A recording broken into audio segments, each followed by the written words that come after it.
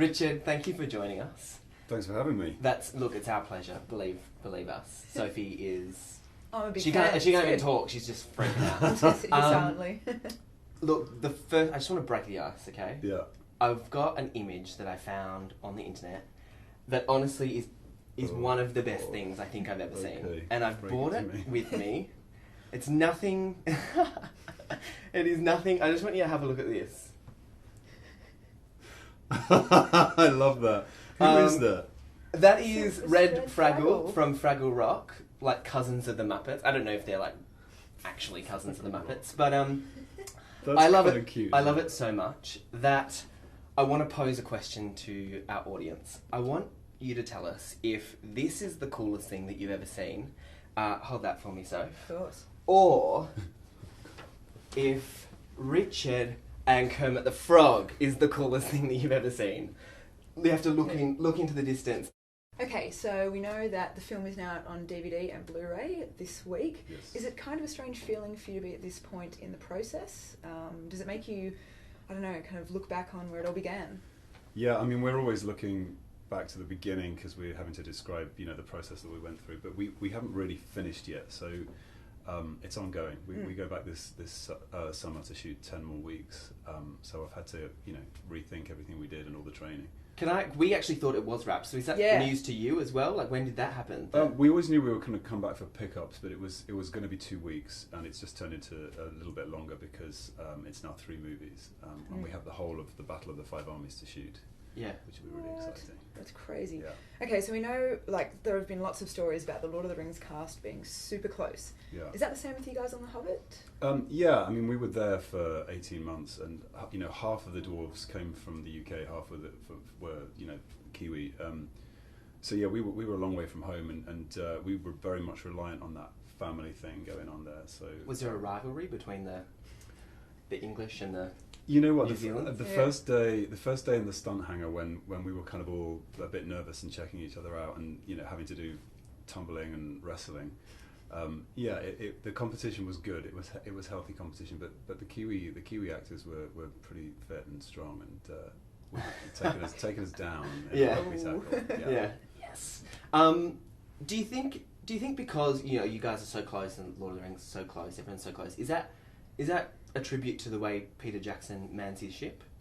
Yeah, I mean, there's real loyalty there. I mean, all of his crew came back. I mean, many of them had children, since Lord of the Rings. They're all now part of the crew and the team. So, it's definitely part of the way Peter works. He uses a lot of people again, and he gets, getting all those actors back from Lord of the Rings. It was great. So it was like the old and the new together.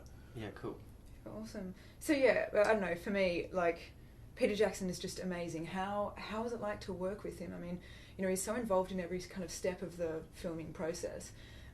Is that special attention help you kind of develop Thorin in a way? Yeah, I mean, he's very collaborative, and he's very open to your ideas. So, I went to him with an idea for a weapon which ended up being developed by Richard Taylor, which was the Oaken Shield, and it sort of came out of my head, but then it went into the playground, which is Weta Workshop, and came out and was in the movie, and that's I was completely bowled over by that. I never expected anything like that, but also even down to the way the character looks, the way the character sounded, the type of dialogue he had, my opinion was valued. Well, I loved the fact that you guys did Dwarf Boot Camp. I mean, that is just kind of such an incredible little, I don't know, it's just amazing. Okay, so for the people that don't know what Dwarf Boot Camp is, can you tell us a little bit about what you guys did? Yeah, it was about 8 weeks of learning how to move like a dwarf, and a dwarf was described as having balls of steel. So it was about being kind of heavy in the lower body.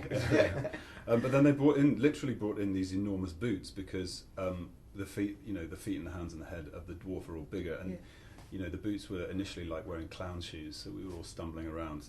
But it was about sort of learning how to run and walk in this sort of very heavy way, and when a dwarf is running, it takes him a bit longer to stop, and if he were to run towards that wall, he'd take the wall down. So it was sort of finding that real weight, and so 8 weeks.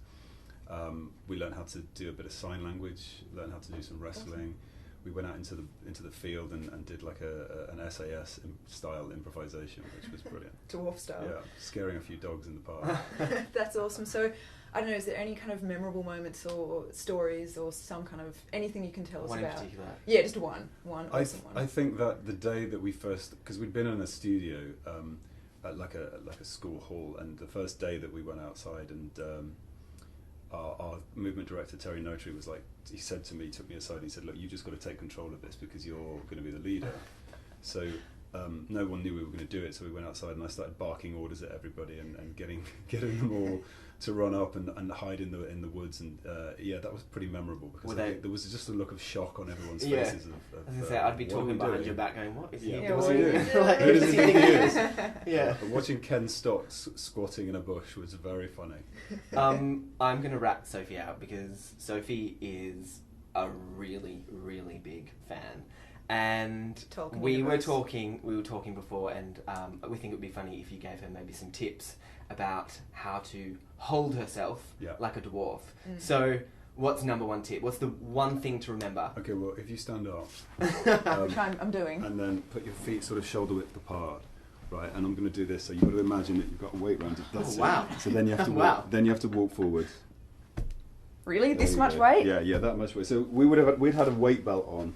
And they'd put like a weight that you use in a gym, so they'd strap it to a chain, and then you had to kind of run. Yeah, we could do that around the office. I could get you some big boots as well. I know, like how many? Was it like what, 20 kilos? How many kilos? It was about 20 kilos. Man, that's like almost like half my weight. That's crazy. Yeah. So that's like an extra me on me. Yeah. Was that just for training, or was that actually like? Did you have that on in the film? No, that was for training. But the costumes, we did the scene on the mountain where it's pouring with rain. We shot that in the studio, and we were soaked through. And there was a set of scales by the side of the soundstage, and everyone kind of got on the scales afterwards just to see how much they weighed. And I think Jimmy Nesbitt was up at 30 kilos of his costumes, because we had bags and swords as well. Okay.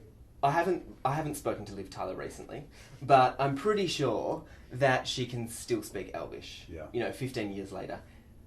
In 10 years' time, in 15 years' time, what is a character trait that you think that you'll still have? Because that's interesting. From being a dwarf. Yeah. I think it's probably. Well, I've still got the sword, so I'll probably. Be swinging that sword. Whip it out at Christmas parties. Yeah. Excellent. Yeah. It has been out at a Christmas party this year, actually. And That's what I'd we do. were very close to carving the turkey with it, but it hasn't been sharpened. A great family photo. Yeah. I'll be swinging that sword around for a while. Yeah, cool. Well, thank you very much for joining us, and enjoy Sydney, and good luck with filming. Thanks very much. Nice Cheers. to meet you guys.